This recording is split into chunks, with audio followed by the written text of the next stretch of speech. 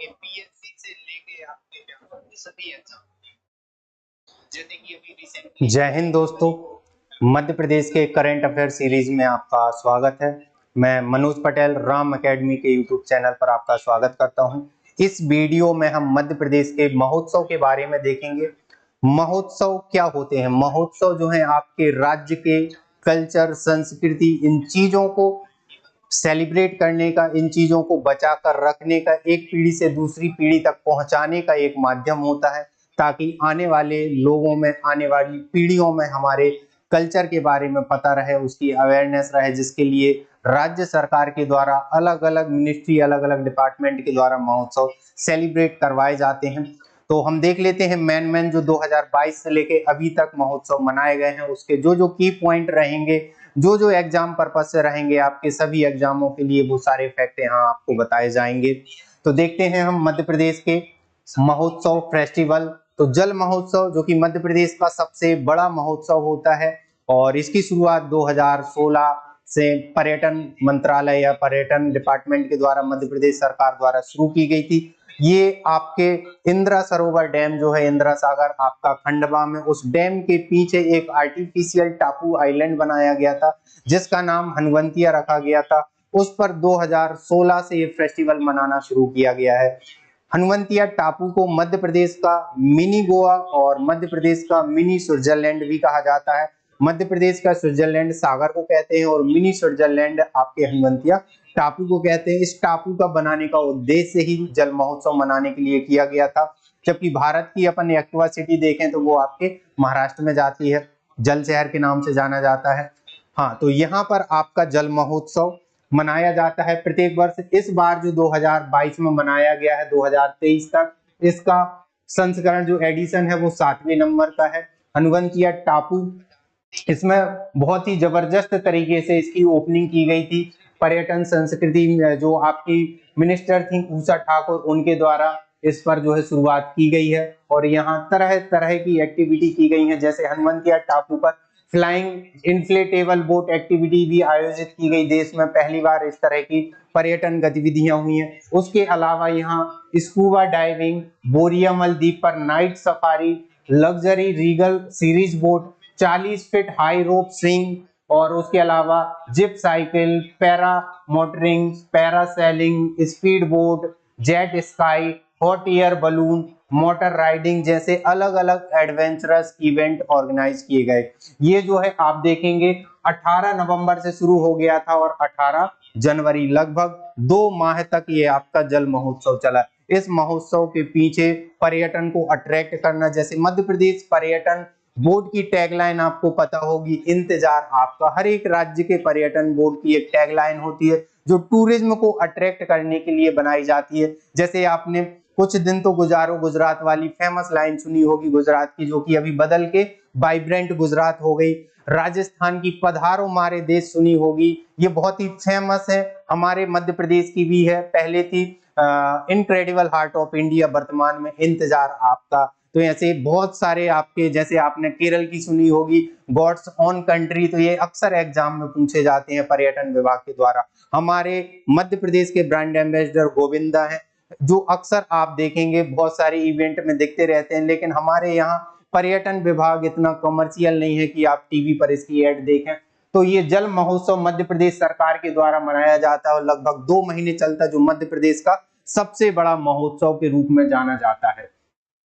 उसके बाद विक्रमो महोत्सव, विक्रमादित्य की नगरी आप देखेंगे कौन है, उज्जैन है, तो ये वहीं पर लगाया गया है विक्रमो महोत्सव, जो कि आपके 18 फरवरी से 22 फरवरी तक आयोजित किया जा रहा है। इसमें महाशिवरात्रि इस बार 18 फरवरी को है, उसी समय ये किया जाएगा। और इसी समय आप देखेंगे वैदिक घड़ी जो है उसकी इनॉग्रेशन या लोकार्पण किया जाएगा। वैदिक घड़ी बहुत ही प्राचीन घड़ी, जो कि प्राचीन समय से है आपकी। जंतर मंतर आपने सुना होगा, भारत में 5 जंतर मंतर हैं, जिसमें से एक आपका सवाई राजा जयसिंह ने ये 5 जगहों पर बनवाए थे। हमारे राज्य में कहा, उज्जैन में। वहां पर ये कुछ प्राचीन स्टैचू, प्राचीन स्ट्रक्चर बने हुए हैं। उसी जगह पर एक वैदिक घड़ी भी लगी थी। उसी घड़ी को जो है नए तरीके से बनाया गया है, और उसका लोकार्पण किया जाएगा, जिसमें आपके सनलाइट के हिसाब से वो समय बताएगा। और उसके अलावा सूर्य ग्रहण, चंद्र ग्रहण, और ऐसी खगोलीय बहुत सारी घटनाओं के बारे में आपको बताएगा, और इसका एक मोबाइल ऐप भी आपका डाउनलोड करवाया जाएगा। तो ये वैदिक घड़ी का भी होगा, उसके साथ साथ आपका विक्रम महोत्सव मनाया जाएगा। कहां पर? आपके उज्जैन में। कब से मनाया जाएगा? 18 फरवरी से 22 फरवरी तक। फिर उसके बाद आपका प्रवासी भारतीय दिवस एनआरआई डे। एनआरआई डे ये 17वें नंबर का है, और ये जो है आप देखेंगे 2003 से इसकी शुरुआत हुई थी। एलएम सिंघवी समिति की रिकमेंडेशन पर भारत में एनआरआई डे मनाया जा रहा है। एनआरआई डे क्यों मनाया जाता है? यदि हम इसका इतिहास देखें तो 1915 में गांधी जी, 9 जनवरी 1915 को गांधी जी विदेश से आपके देश में लौटे थे। उसी के उपलक्ष्य में या उसी खुशी को सेलिब्रेट करने में भारत में एनआरआई डे की शुरुआत की गई है। पहला एनआरआई डे आपका दिल्ली में मनाया गया था, तब से लेके अभी तक ये 17वां एनआरआई डे है, और इस बार का एनआरआई डे कहां? इंदौर में मनाया गया है। तो ये याद रखना है आपको। ये जो है आप देखेंगे इस बार के जो चीफ गेस्ट थे वो कौन थे? तो आप देखेंगे गुयाना के राष्ट्रपति देखेंगे मोहम्मद इरफान अली, ये बहुत ही फेमस व्यक्ति हैं। और उसके अलावा भी आप देखेंगे तो ऑस्ट्रेलियन संसद की जेनेटा मैस्करेहंस, ये भी रही हैं आपकी चीफ गेस्ट के रूप में आप। तो ये प्रमुख है आपका। मध्य प्रदेश में ये सम्मेलन बहुत ही बड़ी मुश्किल से हुआ था, बहुत ही जबरदस्त इसकी तैयारियां की गई थी। तो ये इंदौर में, इसके बाद बहुत सारे इवेंट भी किए गए, जो एनआरआई आए थे उनके लिए व्यवस्थाएं की गई, और एक ग्लोबल इन्वेस्टर समिट भी यहाँ पर ऑर्गेनाइज करवाई गई थी। तो 17वां प्रवासी भारतीय दिवस जो 2023 में हमारे यहाँ मनाया गया, वो कहाँ? इंदौर में मनाया गया। उसके अलावा ये देख लेना कि इसमें चीफ गेस्ट कौन थे। तो ये ग्लोबल इन्वेस्टर समिट थी आपकी, जो एनआरआई डे के जस्ट बाद मनाई गई थी। फिर अंतरराष्ट्रीय वन मेला। अंतरराष्ट्रीय वन मेला मध्य प्रदेश के भोपाल में मनाया जाता है, मनाया गया है इस बार। हर बार लगभग भोपाल में ही मनाया जाता है। आप देखेंगे पूरे भारत में सबसे ज्यादा फॉरेस्ट आपके मध्य प्रदेश में है, और फॉरेस्ट से आपका क्या होता है? फॉरेस्ट प्रोडक्ट निकलते हैं। तो राज्य लघु वन उपज एक संघ की स्थापना की गई है मध्य प्रदेश में 1982 में। तो वो जो है आपका संघ क्या करता है? जो भी फॉरेस्ट प्रोडक्ट रहते हैं उसकी ब्रांडिंग के लिए, उसके लिए काम करता है। जैसे आपने देखा होगा पिछले साल ही शिवराज सिंह चौहान सरकार ने बोला था कि जो आदिवासी महुआ बीनते हैं उनको जो है शराब बनाने के लिए वो बेच देते हैं, और उनके बहुत ही सस्ते दामों में चले जाते हैं। तो उनकी जो महुए हैं वो सरकार खरीदेगी और उन्हीं के नाम से एक ब्रांड बनाएगी, और उस शराब की बिक्री वो करेगी। जो भी उससे पैसा बचेगा वो जो है उनको उन्हीं के काम में आएगा। ठीक है, तो उसमें रेट डिसाइड किया गया था कि महुआ आपका 25 रुपए किलो खरीदा जाएगा। तो वैसे ही आपका ये अंतरराष्ट्रीय वन मेला है, जिसमें फॉरेस्ट प्रोडक्ट रहेंगे, और उसके बाद इसमें आपके कुछ हर्बल प्रोडक्ट होते हैं जो मेडिसिनल प्रोडक्ट कहलाते हैं, उनके बारे में अवेयरनेस बताई जाती है। तो ये अंतरराष्ट्रीय वन मेला कहाँ लगाया गया था? आपके भोपाल में लगाया गया। फिर अंतरराष्ट्रीय सोया कॉन्क्लेव 2022, जैसा कि आपको पता है कि पूरे देश में सबसे ज्यादा सोयाबीन कहाँ होता है? मध्य प्रदेश में होता है, लगभग 70%, है ना। और आप देखेंगे देवास को छोड़कर पूरे आपके, देवास से शुरुआत हुई थी, मालवा में सबसे ज्यादा सोयाबीन होता है। तो उसके लिए जो कॉन्क्लेव 2022 की गई है वो कहाँ हुई है? आपके मध्य प्रदेश के इंदौर में हुई है।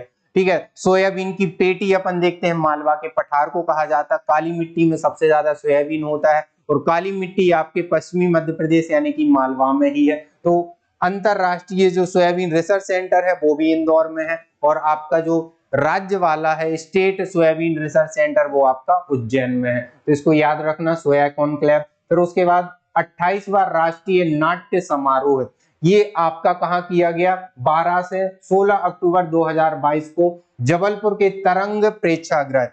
जबलपुर में जो तरंग प्रेक्षागृह है, आपने शक्ति भवन का नाम सुना होगा, जलपरी, वहां पर ये उसी में एक बिल्डिंग है आपकी तरंग प्रेक्षागृह। तो वहां पर राष्ट्रीय नाट्य समारोह का आयोजन किया गया था। सबसे पहला जो समारोह किया गया था ये 1994 में किया गया था, तब से लगातार ये निरंतर आयोजित किया जा रहा है। इस बार का 28वां कहाँ किया गया है? जबलपुर में किया गया है, शक्ति भवन में किया गया है। शक्ति भवन जो कि आपके राज्य विद्युत मंडल का हेडक्वार्टर है मध्य प्रदेश का।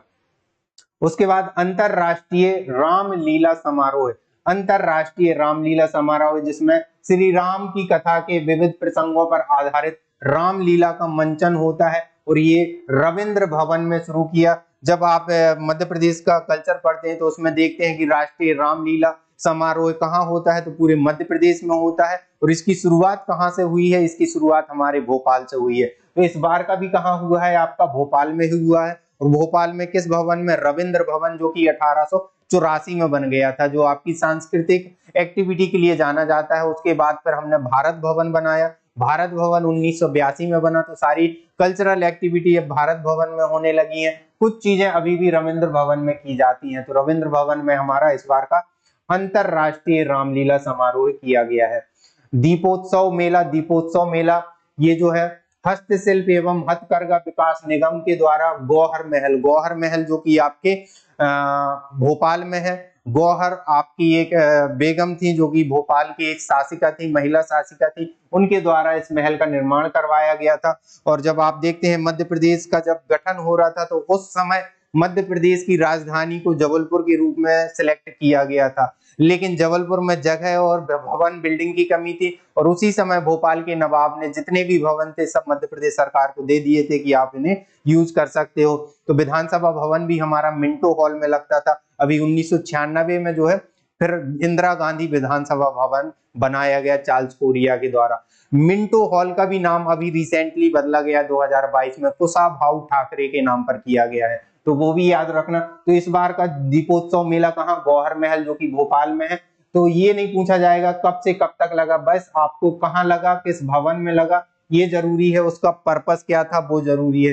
डेट कभी उत्सव की नहीं पूछी जाती है कि किस डेट में लगा। हाँ, यदि कोई मंथ है, पीरियड है, खास पीरियड है, जैसे अपन ने देखा अभी जल महोत्सव, वो 2 महीने तक लगता है, तो वो आपको पता रहे, क्योंकि महोत्सव की हमेशा टाइमिंग चेंज, पता चला इस बार 7 दिन है, अगली बार 10 दिन है, 15 दिन है, तो वो समय निश्चित नहीं रहते हैं।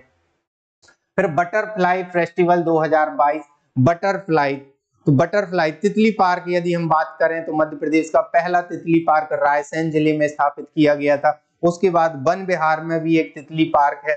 और भारत का सबसे बड़ा तितली पार्क यदि आप देखें तो कर्नाटक शहर में है। तो बटरफ्लाई के लिए जो फेस्टिवल मनाया गया है वो कहाँ मनाया गया है, आपका सतपुड़ा टाइगर रिजर्व ना, जो कि आपके होशंगाबाद, जिसका वर्तमान में नाम बदल के क्या कर दिया गया है, नर्मदापुरम कर दिया गया है। होशंग शाह जो आए थे आपके मालवा के जो मुस्लिम शासक थे, उनके द्वारा जो है शहर की स्थापना की गई थी, इसलिए उसका नाम होशंगाबाद रखा गया था। वर्तमान में जो है इसका नाम बदल के क्या कर दिया गया, नर्मदापुरम। और ये जो संभाग है होशंगाबाद, इसका पहले ही नाम बदल के नर्मदापुरम कर दिया गया था। ठीक है, तो वर्तमान में सिर्फ आपके शहर का नाम बदला है। अब ये शहर का नाम कौन बदल सकता है, तो शहर का नाम आपकी राज्य सरकार बदलती है। सिर्फ अप्रूवल या अनुमोदन के लिए आपको केंद्र सरकार के पास भेजना पड़ता है, वहां से सिर्फ अप्रूवल मिल जाता है, तो आप जो है उसका नाम चेंज कर सकते हैं। तो बटरफ्लाई फेस्टिवल याद रखना है आपका कहाँ, सतपुड़ा टाइगर रिजर्व नर्मदापुरम में, कब, 1 से 6 नवंबर 2022 तक।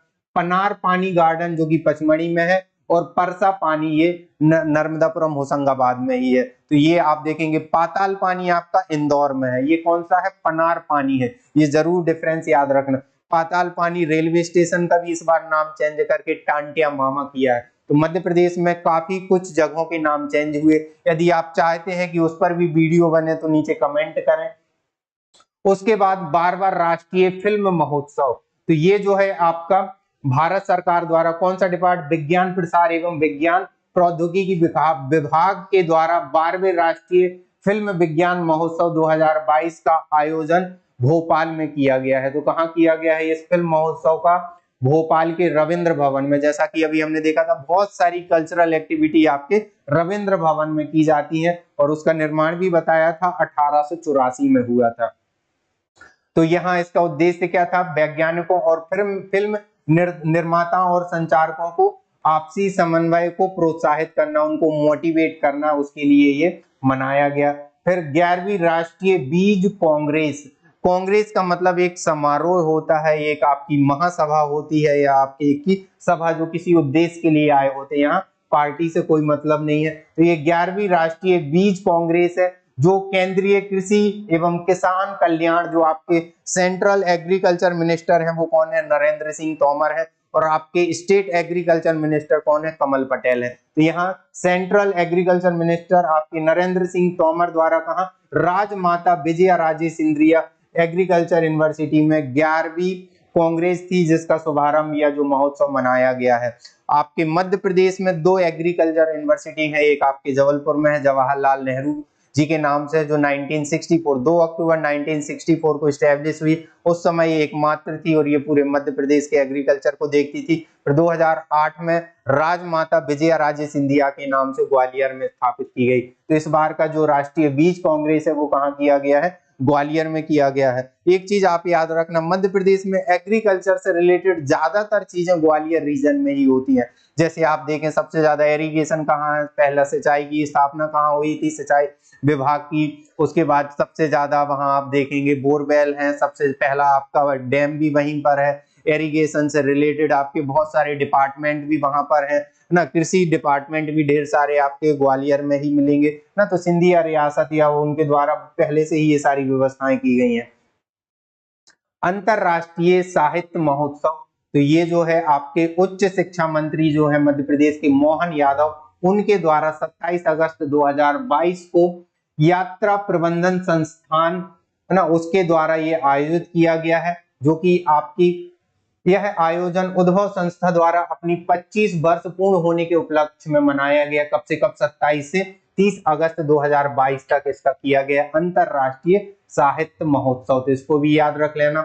उसके बाद हाथी महोत्सव, एलिफेंट महोत्सव। यदि आप देखें कि भारत में सबसे ज्यादा हाथी कहाँ पाए जाते हैं, तो सबसे ज्यादा हाथी कर्नाटक में है जो कि 6000 के समथिंग है। उसके बाद आप असम देखेंगे, फिर तीसरे नंबर पर केरल है। मध्य प्रदेश का नाम बहुत ही पीछे है। एलिफेंट प्रोजेक्ट की शुरुआत 1992 में की गई थी, लेकिन अभी तक आपके राज्य में कोई भी एलिफेंट प्रोजेक्ट शुरू नहीं किया गया है।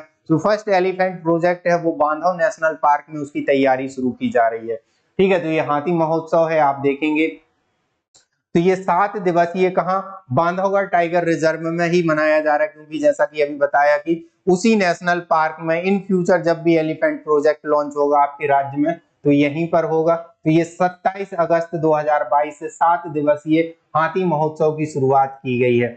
यदि आप देखेंगे एलिफेंट हॉस्पिटल कहाँ पर है, तो वो मथुरा में है। एलिफेंट से रिलेटेड बहुत सारे फैक्ट एग्जाम में पूछे जाते हैं। और एक इंटरेस्टिंग वाकया है एलिफेंट का कि एक बार कर्नाटक के एक हाथी को वहां की कोर्ट ने सजा दी थी कुछ साल की, लेकिन वो एलिफेंट वहां की बॉर्डर पार करके तमिलनाडु पहुंच गया।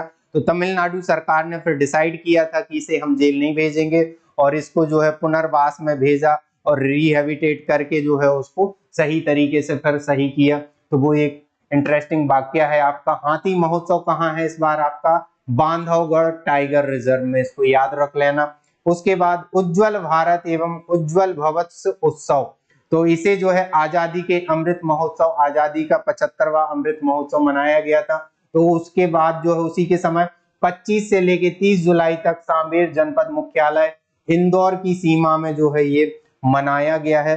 आजादी का जो 75वां अमृत महोत्सव था उसमें डिसाइड किया गया था कि ज्यादा से ज्यादा आपके राज्य में आपके हर एक जिले में 75 सरोवर का टारगेट रखा गया था, जिसमें सबसे ज्यादा जो टारगेट अचीव किया है वो आपका बुरहानपुर जिला है, जिसने सबसे ज्यादा आपके सरोवर बनाए हैं ना। तो ये याद रखना। फिर 8वां अंतरराष्ट्रीय योग दिवस, ठीक है, तो अंतरराष्ट्रीय योग दिवस योग दिवस कब मनाया जाता है आप सबको पता है, 21 जून को। और ये आपके नरेंद्र मोदी जी के प्रयासों से ही अंतरराष्ट्रीय योग दिवस मनाया जाना शुरू किया है।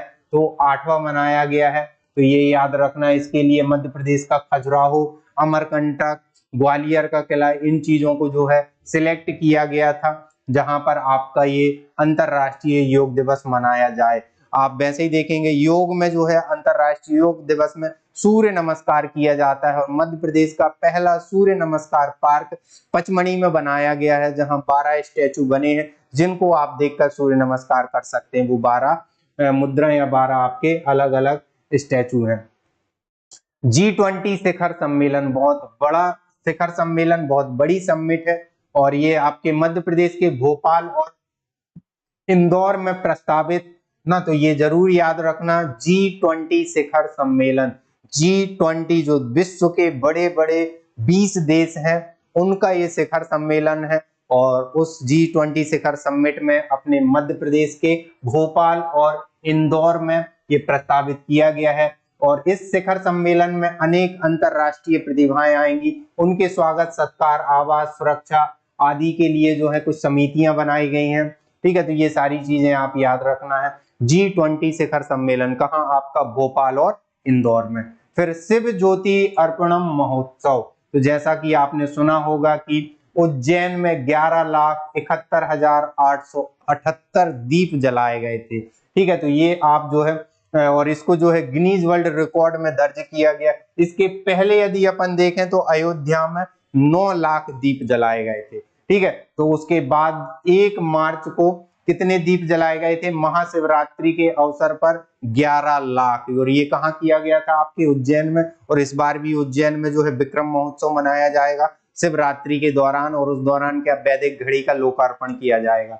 ठीक है, तो ये याद रखना। फिर चित्र भारती फिल्म महोत्सव, तो ये जो है भारतीय चित्र साधनों का 3 दिवसीय प्रतिष्ठित चित्र भारती फिल्म महोत्सव का चौथा या 4th एडिशन है। और इसमें अक्षय कुमार और विवेक अग्निहोत्री जिनने कश्मीर फाइल बनाई थी ना, तो उनकी मौजूदगी में माखनलाल चतुर्वेदी पत्रकारिता एवं संचार विश्वविद्यालय, जो कि आपका कहाँ है? भोपाल में, उसमें आयोजित किया जाएगा चित्र भारती फिल्म महोत्सव। तो इसको याद रखना है। ठीक है, तो इसमें आप देखेंगे माखनलाल जी के बारे में तो बहुत ही बड़े आपके पत्रकार थे। कर्मवीर इनने पेपर निकाला था, जबलपुर से शुरुआत की थी और उसके बाद जो है ये खंडवा चले गए थे, यहाँ सुभद्रा कुमारी चौहान को छोड़ गए थे।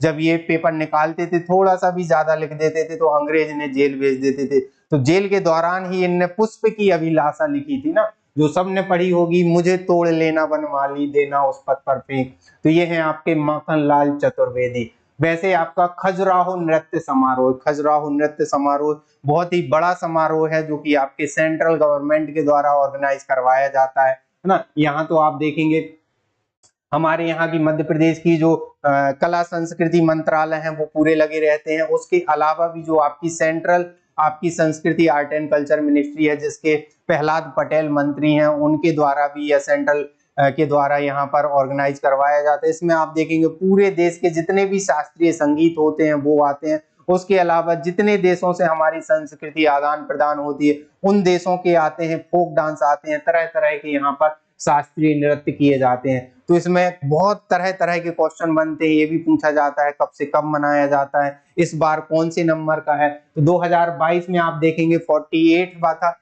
अब जो है 2023 में 49। और ये कब 20 से 26 फरवरी ही आयोजित किया जाता है, ये भी समय आपका डिसाइड रहता है। और ये जो आपके खजुराहो के मंदिर हैं वहीं पर किया जाता है। खजुराहो में आप देखेंगे 85 मंदिर बने थे, जिसमें से वर्तमान में 22 मंदिर बचे हैं। और जो सबसे बड़ा मंदिर है कंदरिया महादेव का मंदिर, वहां पर ये सेट लगाया जाता है और वहां बड़ी धूमधाम से खजुराहो नृत्य समारोह मनाया जाता है ना। तो खजुराहो के मंदिरों में ढेर सारे फैक्ट हैं, ढेर सारे एग्जाम में क्वेश्चन पूछे भी गए हैं, जिसमें से आप देखेंगे कि खजुराहो के मंदिरों में जो बलुआ पत्थर लगा वो कहाँ से लाया गया? पन्ना उसका आंसर है। खजुराहो के मंदिरों की खोज किसने की थी? टी.एस. बर्थ ने की थी। उसके अलावा खजुराहो के मंदिरों को कितने समूह में बांटा गया है? कौन सी शताब्दी में किस वंश के राजाओं ने बनवाया है? कौन सा मंदिर किसने बनवाया है? और फेमस मंदिर कौन है? क्या खासियत है? कौन सी शैली में बने हैं? ऐसे ढेर सारे क्वेश्चन हैं। ठीक है, तो वो हम पर्यटन में देखेंगे। यहाँ खजुराहो नृत्य समारोह है, आप याद रख लेना कौन से नंबर का था? 48वां। ठीक है, और जो 2023 में मनाया जाएगा वो 49। फिर मड़ई उत्सव, तो आप देखेंगे मेला मड़ई जो शब्द है आप आदिवासियों का मेला कहा जाता है। आदिवासियों में बड़े धूमधाम से ये त्योहार मनाया जाता है मड़ई उत्सव। ये प्राचीन हमारी संस्कृति रही है, कल्चर रहा है। हमारा जो मध्य प्रदेश राज्य या देश ही देखें एग्रीकल्चर बेस्ड रहा है, कृषि प्रधान रहा है। और इसमें साल में एक बार पैसा आता था और उसी पैसे से साल भर की व्यवस्था करनी पड़ती थी। और बाजार या हाट उस समय इजी अवेलेबल नहीं थे, दूर दूर जाना पड़ता था। तो मड़ई मेले का कल्चर लाया था कि जब फसल आती है तब जो है उस क्षेत्र में मड़ई मेले का आयोजन करवाया जाता था, जिसमें लोग अपनी जरूरत का साल भर के लिए सामान रख लेते थे। तो मड़ई कल्चर अभी भी चलता है, आदिवासियों में चलता है, जिसमें वो अपनी फोक डांस अपनी संस्कृति का प्रदर्शन करते हैं। तो ये जो है मड़ई उत्सव इस बार का देख लेते हैं। जनजातीय लोक कला और बोली विकास अकादमी, उसके अलावा संस्कृति परिषद भोपाल के सहयोग से 75वें आजादी अमृत महोत्सव के तहत जनजातीय नृत्यों का समारोह मड़ई उत्सव 21 से 24 फरवरी कहां? बालाघाट व सिवनी में आयोजित किया गया है। अब इसी क्षेत्र में क्यों किया गया है? जहां जनजातियां ज्यादा रहेंगी। जनजातियों वाला क्षेत्र कौन सा है? जहां फॉरेस्ट ज्यादा रहेगा। और पूर्वी मध्य प्रदेश में हाई डेंसिटी फॉरेस्ट, जिसमें बालाघाट, डिंडोरी, मंडला ये क्षेत्र आता है। उसके बाद अलीराजपुर, झाबुआ ना, तो यहाँ जनजातियां ज्यादा हैं। फिर राग अमीर महोत्सव 2022, और ये जो है इंदौर घराने में किया गया है। अमीर खां का आपने नाम सुना होगा, जो कि इंदौर घराने के प्रवर्तक ओरिजिनेटर कहलाते हैं। घराना क्या होता है? एक गायन शैली होती है। मध्य प्रदेश में 3 घराने हैं, ग्वालियर घराना है, इंदौर घराना है और मैहर घराना। अक्सर आपने सिंगिंग शो में देखा होगा कि बहुत सारे जब सिंगर आते हैं तो वो बोलते हैं मैं इस घराने का, तो वो उस घराने का मतलब उस परिवार का ना हो कि उस शैली को फॉलो करने वाला होता है। तो आपके राज्य में कितने घराने हैं? 3 घराने हैं। तो इंदौर घराने के ओरिजिनेटर कौन है? अमीर खां है। तो उन्हीं के द्वारा जो है, उन्हीं के नाम से, उन्हीं की स्मृति में रविंद्र नाट्य गृह में ये संगीत समारोह राग अमीर का शुभारंभ किया गया है। उसके बाद आप देखेंगे उस्ताद अलाउद्दीन खां संगीत अकादमी, जो कि मैहर में है, और कला अकादमी 1922 में स्थापित की गई थी, है ना। हर वर्ष इंदौर में इसका क्या करती है? आयोजन करती है। तो बहुत सारी आपकी अकादमियां हैं, बहुत सारे महोत्सव हैं, जिसमें से कुछ ये भी पूछते हैं कि किस संस्था के द्वारा इसका आयोजन करवाया जाता है। निर्झणी महोत्सव बहुत ही प्रसिद्ध है आपका, नर्मदा जयंती के समय ये किया जाता है ना, नर्मदा प्रगटोत्सव, जो कि अभी भी आपने देखा होगा इस बार आपका 26 जनवरी को था, ठीक है, 28 जनवरी को था, और पिछले साल जो है 8 फरवरी को था। तो 8 फरवरी को निर्झणी महोत्सव मनाया गया, और ये 11 जिलों में मनाया गया था मध्य प्रदेश सरकार द्वारा। आप देखेंगे नर्मदा महोत्सव की शुरुआत 2004 से हुई है, और प्रत्येक वर्ष कहीं ना कहीं नर्मदा नदी के किसी एक घाट पर मनाया जाता है। जो इस बार का था वो जबलपुर जिले के ग्वारी घाट पर मनाया गया था। पिछली बार का होशंगाबाद। तो हर साल कहीं ना कहीं राज्य सरकार के द्वारा ऑर्गेनाइज करवाया जाता है, और इस बार आपके जबलपुर में किया गया था। तो पिछली बार क्या मनाया गया था, किस नाम से था? निर्झणी महोत्सव। तो ये याद रखना है आपको। फिर जल महोत्सव, जो कि हम देख चुके हैं। लाडली लक्ष्मी उत्सव, ये लाडली लक्ष्मी उत्सव आपका 2 मई 2022 को भोपाल में इसका उत्सव मनाया गया है, और इसमें देखेंगे लाडली लक्ष्मी योजना के जो हितग्राही बालिकाओं को आमंत्रित किया गया था। इसके अतिरिक्त प्रदेश में 3 से 11 मई की अवधि में पंचायत स्तर पर भी जो है इसका उत्सव मनाया गया। कोशिश की गई थी ज्यादा से ज्यादा लोगों तक इसका फायदा पहुंचे। उसके बाद 48वीं अखिल भारतीय पुलिस विज्ञान कांग्रेस, जिसमें पुलिस की एक महासभा और ये केंद्रीय गृह मंत्री जो अमित शाह है, उनने भोपाल में इसका आयोजन करवाया है। तो ये याद रखना, ये कहाँ हुई है? आपकी अखिल भारतीय पुलिस विज्ञान कांग्रेस भोपाल में। और जो हमेशा पुलिस होती है गृह मंत्रालय के अंडर में ही होती है, चाहे वो आपका केंद्र की हो चाहे आपके राज्य की हो, होम मिनिस्टर के अंडर में रहती है। पर्यटन मंत्री, आपका एक जो जल महोत्सव पहला और फेमस कहाँ है आपका, वो हमने हनुमंतिया टापू में देखा। उसी के अकॉर्डिंग अब एक और शुरू किया जा रहा है, जो कि गांधी सागर डैम में किया जा रहा है, और इसका भी नाम रहेगा गांधी सागर फ्लोटिंग फेस्टिवल। ठीक है, तो इसको भी याद रखना है आप, गांधी सागर फ्लोटिंग फेस्टिवल।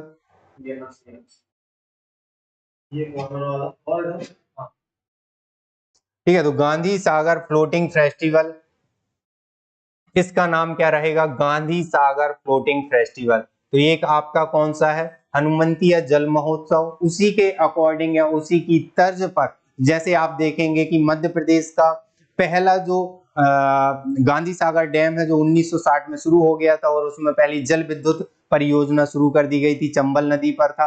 तो ये बहुत ही बड़ा डैम है। गांधी सागर डैम मंदसौर को 2 भाग में डिवाइड कर देता है, जिसे सीवन की घाटी के नाम से भी जाना जाता है। और इसी डैम पर मध्य प्रदेश का सबसे बड़ा रोड ब्रिज बन रहा है, जिसकी लेंथ रहेगी आपकी लगभग 4.3 किलोमीटर। अभी वर्तमान में आप देखेंगे मध्य प्रदेश का सबसे लंबा सड़क पुल है आपका सिंध नदी पर मणिखेड़ा डैम पर।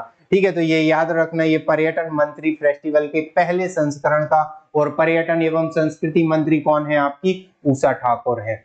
तो ये आपका मध्य प्रदेश का आज का करंट अफेयर, आज का टॉपिक जो महोत्सव था, इसको बहुत अच्छे से आप कवर करना। ये सारे फैक्ट यहाँ पर है। धन्यवाद।